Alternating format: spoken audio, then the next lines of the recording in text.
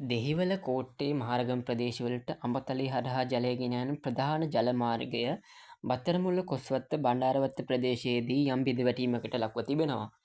මෙම බිඳවැටීම හේතුවෙන් බණ්ඩාරවත්ත ප්‍රදේශයේ පහත් බිම් කීපයක් ජලයෙන් යටි වී ඇති අතර මේ වන විට නිලධාරීන් එහි ප්‍රසංස්කරණ කටයුතු කරමින් පවතිනවා.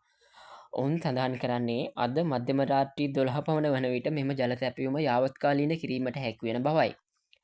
මේ හේතුවෙන් දෙහිවල කෝට්ටේ මහරගම ආදී ප්‍රදේශ කීපයක ජල සැපයීමයන් අඩාල වීමක් සිදුවන අතර බත්තරමුල්ල ප්‍රදේශයට අඩු පීඩන ජල සැපයීමක් ලබා දෙන බවයි ඔවුන් සඳහන් කරන්නේ.